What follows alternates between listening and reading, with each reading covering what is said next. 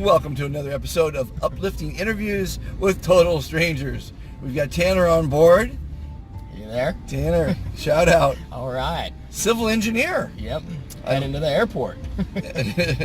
Why is it not in focus? What's going on here, Tanner? Why aren't you in focus? Let's see. There you go. Wow. All right. Tanner knows technology. A little bit. That's great. So, what is uplifting in your life right now, Tanner? Uplifting in my life. I would have to what's say... the good news? You're married, you children, you got a good girl going, you got Not married. My girlfriend and I... making a shitload of money. What's the deal? My girlfriend and I have been together going on 9 years. 9 years? Yeah, started dating the last year of college, and then... we gotta hang a left right here. Oh, yeah, I'm on the freeway. And then...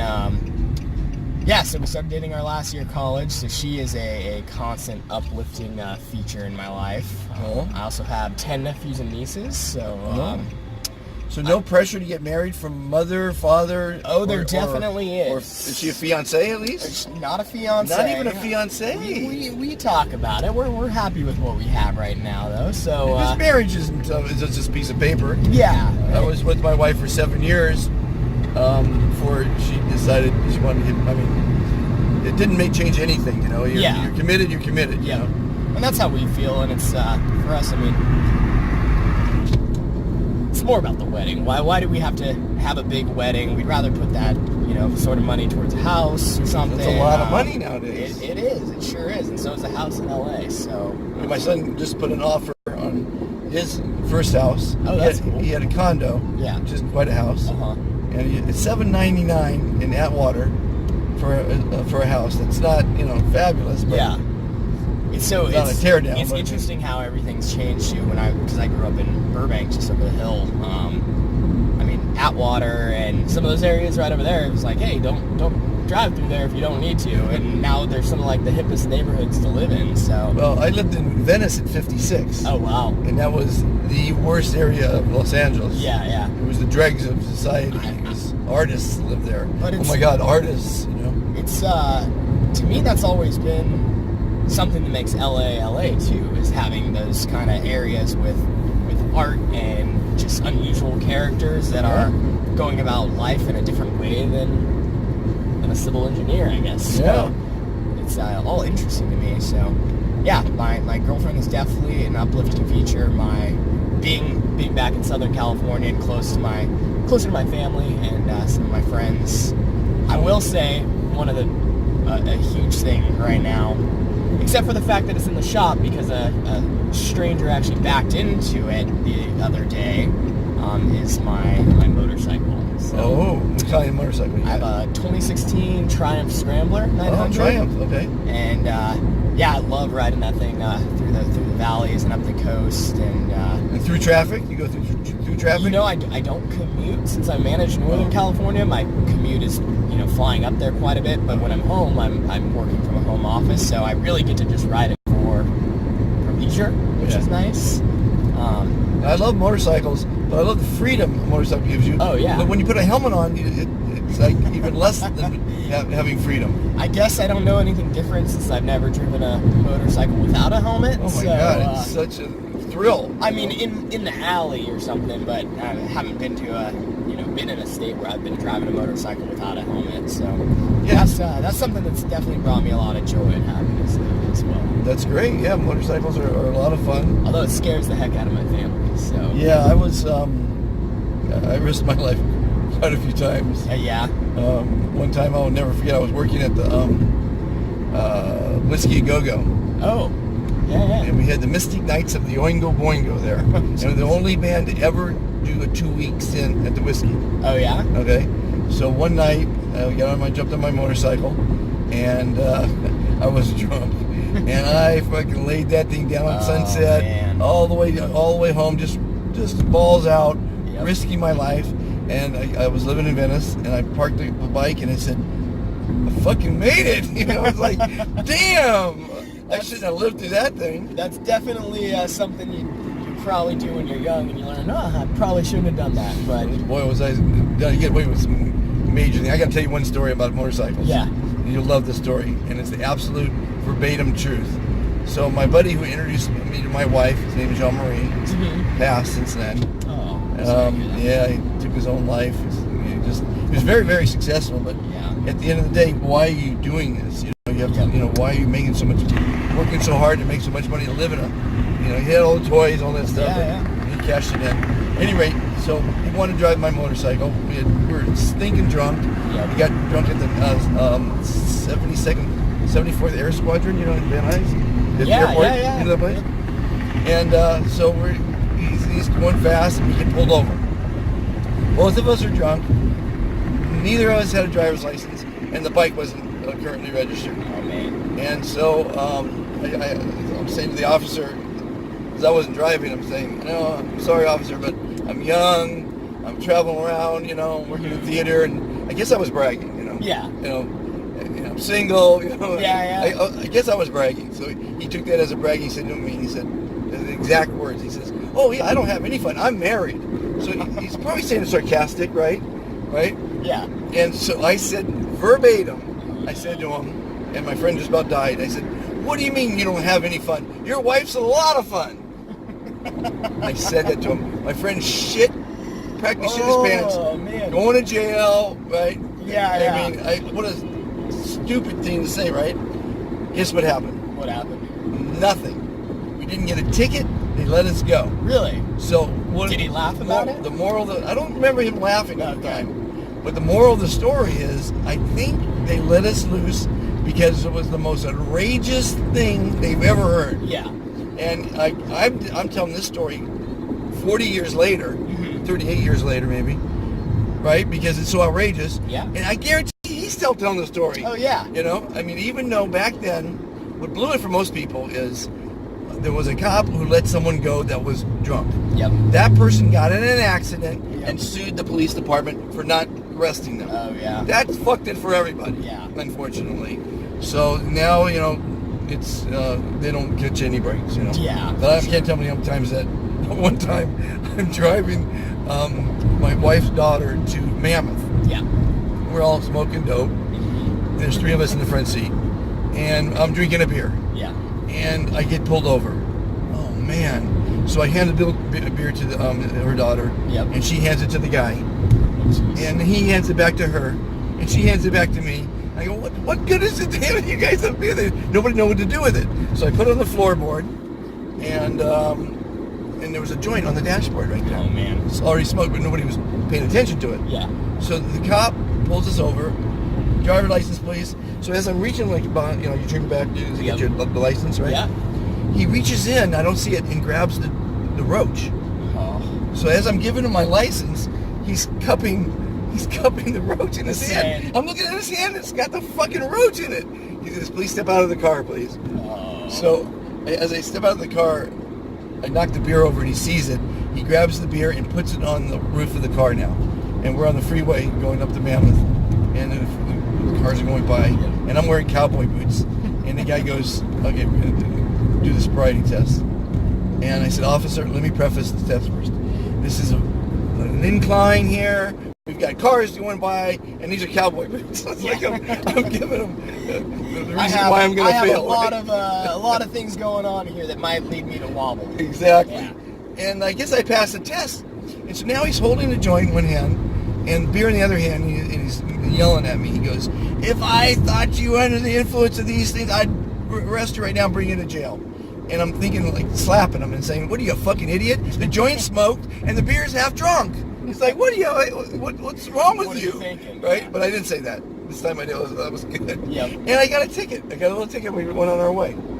It's like the things you can get away with in the old days, Yeah. I don't know how many times. That's not the case anymore, I don't feel like, so. One time my friend Jeff Loudon, we were 16 years old, and he looked like he was 24. Yeah. He had he had beard and everything. Uh-huh.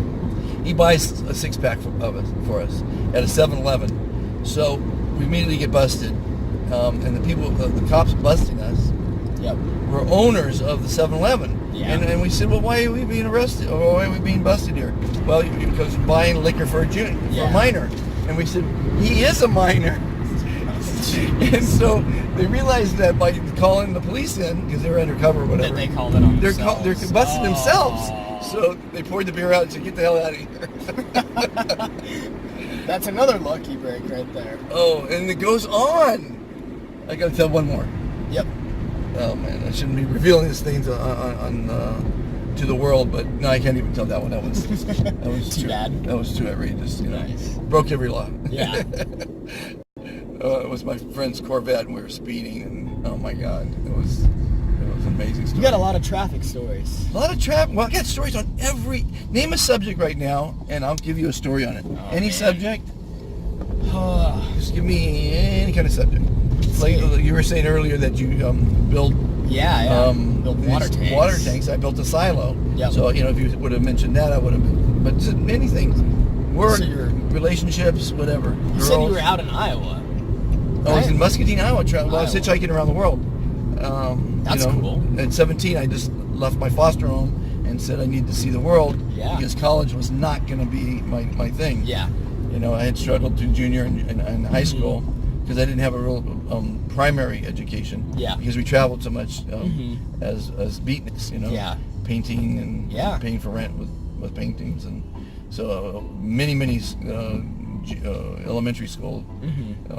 So I didn't have much. At any rate, name a subject. Let's see if you stump the professor or no. That's something. I like to hear about. You said a beatnik, so something with art or Beat scene. Yeah. We were in Life magazine. Everyone hated artists back then. Yeah. They were a scumless society, and they lived in because Venice. they weren't conformists. Yeah. Arthur Richer was my stepdad's name. He was real famous in the art world. First abstract expressionist exhibit in California. Wow. And so Life magazine comes to him and says, "We want to do an expose on your art." Oh, fantastic! A big break. Yeah. Finally, society's accepting him. Let's say. Well, the article comes out, and we're front page of Life magazine. Wow. It's called Beatsville versus Squaresville, and it's two families. Yep. One in Kansas, the total square family. They're prim and proper. They're looking at the family album. Yeah. And then it's us in our ramshackle pad with our couch was a bed. We had no furniture to speak of. Yep. And so it was just a put down on. It wasn't any kind of expose on art. Yeah. So, and that's what society did. They just didn't appreciate artists back then. And now you're artists. Oh my God, you're an artist. Yep. It's like, oh, that's wonderful. Really cool. But Venice in '56, they had derricks on the beach. Yeah. Oil derricks, and it was the poorest. We always lived where the poorest areas were. Venice, now you can't afford it. Yep. Topanga, now you can't afford it. Topanga's cool. Potrero Hill in San Francisco. Oh yeah. Now you can't afford it. And then Hillsburg, which you can't afford. And it's interesting having lived in San Francisco my first year out of school. During the recession, that was about the only place with any jobs, and the city has undergone this transformation. It's a tech hub now. Yeah. I feel like it's lost some of its soul and what made it is. I mean, you can still walk through a couple of the neighborhoods. You see a lot of traveling kids and stuff in like the Haight Ashbury area, but other than that, it just doesn't have that anymore. You have to go elsewhere for it. So, well, life just is exponentially going out of control. I remember when I was younger, they said we increase our knowledge every 10 years. That was like 30 years ago. I got to believe we're doubling our knowledge. I don't increase it, I meant doubling our knowledge. Yep. I would say we're doubling our knowledge in less than a year now. Because there's so many people working on so many great things. Oh yeah. I interviewed a scientist from Caltech in one of my shows. Yeah. Oh my God, he's creating artificial intelligence from DNA in a test tube to make machines. The DNA to make the machine to make the artificial intelligence. Yeah. And he's the only one in the world doing it. And it's like, what? Are you kidding me? That makes me wonder what we're doing that all for, though. Well, they're going to have laws now shoot for ourselves AI. in the foot. Musk wants to put laws out that says we can't go too far with AI, or we're going to wipe ourselves out. Here's what's going to happen. I think AI is going to say, "Wait a minute, there's too many people here. No, we're not going to. AI is not going to live. They're going to protect themselves. They're going to say, and they're going to shut down systems. Imagine if you shut down the grid in any city." They say there's too many humans here. Exactly. They're ruining their own environment. Exactly. It's going to ruin us. We're going to protect you to protect us. Yep. And so that's why I think they're going to put laws out. But interesting. man, it's and like this Tinder, the guy was telling me about. Yeah. It's a dating thing, I guess, and that's artificial intelligence. Yeah. And all these algorithms to match certain people based on everything you do on the internet. I'm sure, whether you swipe or click like on something. Yeah, it's an amazing time we live in. The kids are going to see some amazing things. I always thought it'd be nice to get frozen and come back in 100 years, just because I'm so into the aliens, the technologies, and everything that's going on. I mean, I think technology is great, and it's given us some great things, and we're always going to have progress, and we want that. But also, I see how older generations long for what we had before, because I remember growing up, and I would, that wasn't too long ago. I'm only 31, and my friends and we would hop on our skateboards, and we would be gone all day in the summer, and we'd without helmets. Yeah, without helmets. We'd skateboard at the park. We'd skateboard places we weren't supposed to, and it was like, just make sure you're home before it gets dark.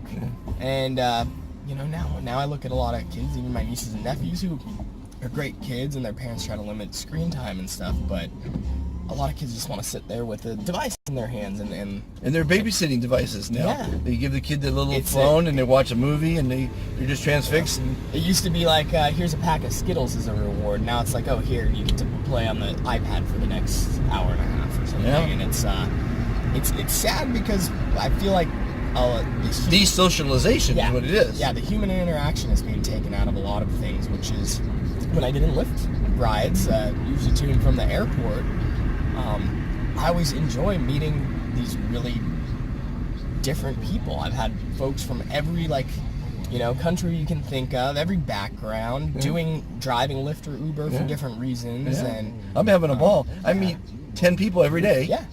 And I find a connection in every one of them, and some of them do the interviews, and this one's been a good interview. We've been 17 minutes talking about a lot of different subjects. Yeah. So it's fun. I'm having a ball. You gotta have fun every day. Yeah. If you don't have fun every day, no one's gonna make fun for you every day. And before you know it, you're gonna be an old man. You're gonna be my age. It's a total state of mind, and and you don't want to be my age.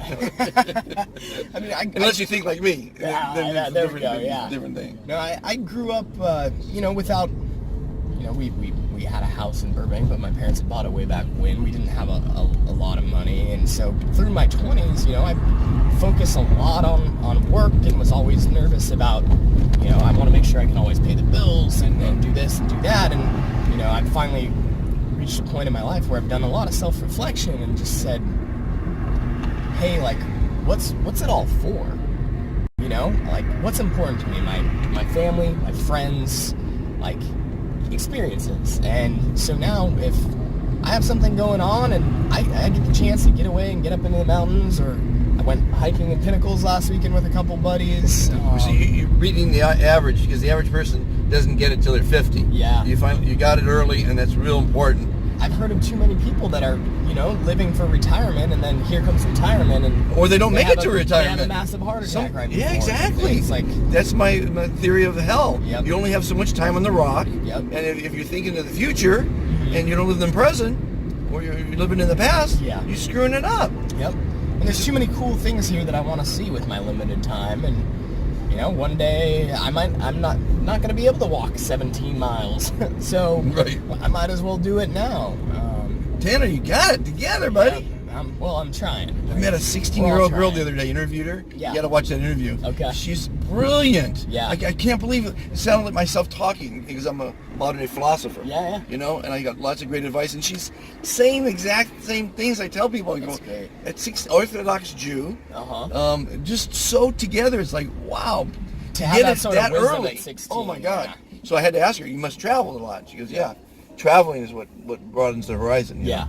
And it's so important to before you get married. Get out there and see a lot of countries. Yeah, there's so many things to see. We've been trying to over the last few years, and I gotta say I love it. I guess one example of getting to do that is my two best friends from growing up, Mikey, that grew up a few houses up, still one of my best friends, and my other friend that from LA, from middle school, that lives in San Francisco now. A couple of years ago, we'd said, my girlfriend likes to call it our quarter-life crisis trip. Quarter life. We said, what? We got to go do something for ourselves. Like, we never got that shot to go somewhere after high school or after college. Like, some kids get sent to Europe by their parents, and we'd been working, making a little bit of money, and it was like, hey, we're gonna do this. So we did a 26-day trip, started in Barcelona right before Christmas. I actually had my 28th birthday in Barcelona. And that was a wild night. It should be, as it should be. Stayed in a hostel, which I feel like we were right on that precipice of almost being a little too old to be there in the hospital. No, I think you can be hostile any age. You see, you're only as old as you think you are. True. And no, we had a lot of fun, met great people, went all throughout Europe during the winter time, and Tanner, you're the man. All right. I mean, thank you. I appreciate the you ride are the greatest and conversation. A great interviewee. Yeah. And man, you got a lot to say, and you have good things to say, and you're looking at life in the right way. I can't give you any advice. You got it going on. No, I'm trying. We can all use some advice and some different perspective at times. You got it going, man. Keep it up. Well, thank you for the ride. I appreciate it. And congratulations on the girl. Yeah. And if it ain't broke, don't fix it. Exactly. So you got it going. Thank you so much. Hey, thank you. Have a great trip. Appreciate it. Yeah. Stay in touch. Take care.